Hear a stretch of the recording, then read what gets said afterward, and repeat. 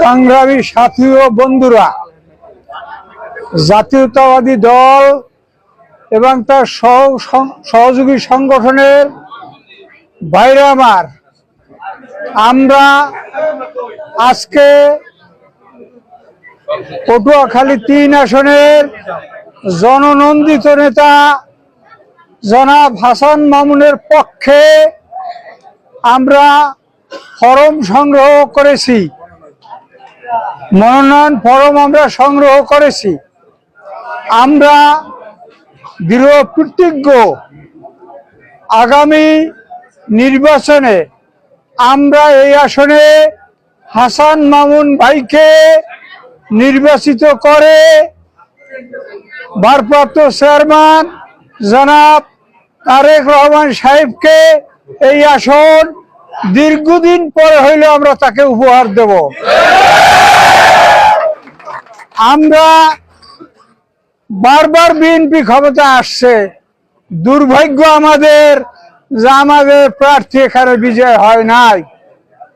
18-তে আমরা এক অবাঞ্ছিত ঘটনার মধ্যে পড়ে এই আসনে হাসান মামুনের নমিনেশন পাওয়ার কথা থাকলেও একটা অলৌকিক কারণ হয়ে গেল যে এখানে অন্য দলের প্রার্থী না আমরা নমিনেশন দেওয়া হয়েছে কেন্দ্র থেকে। আমরা তার পক্ষে কাজ করার চেষ্টা করছি, কিন্তু আমরা ব্যর্থ হয়েছি। এরপর হইতে আজ পর্যন্ত আমরা গোলাম মাওলা রনির চেহারা আমরা এই আসনে দেখি নাই। কাজেই আমরা দৃঢ় প্রতিজ্ঞ যে আমরা দলীয় প্রার্থীর বাইরে আমরা কাউকেই পটুয়াখালী ৩ আসনে গলাচিবাং 10 মিনিট জনসাধারণ বিএনপির নেতা কর্মীরা মেনে নেবে না। যার কারণে আমরা প্রস্তুতি নিতেছি আমাদের এই প্রার্থী হাসান মামুন ভাইকে জয়ের জন্য।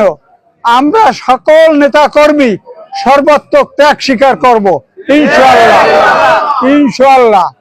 কাজেই আমরা ঐক্যবদ্ধ ভাবে কোনো বিভেদ সৃষ্টি না করে ভুল বোঝাবুঝি যেন আমাদের মধ্যে না হয়, আমরা এই আসনে হাসান মামুন ভাইকে বিজয় করে আমরা ঘরে ফিরবো ইনশাআল্লাহ। আপনাদের এই কষ্ট করে আসছেন, আপনাদের সাথে আবার দেখা হবে।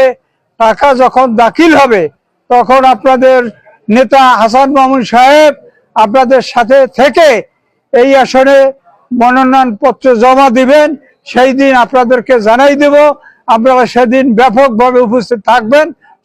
যেই সব মেসেজ ইউটিউবে বা ফেসবুকে আসে তার আমরা আগামাতা পাই না।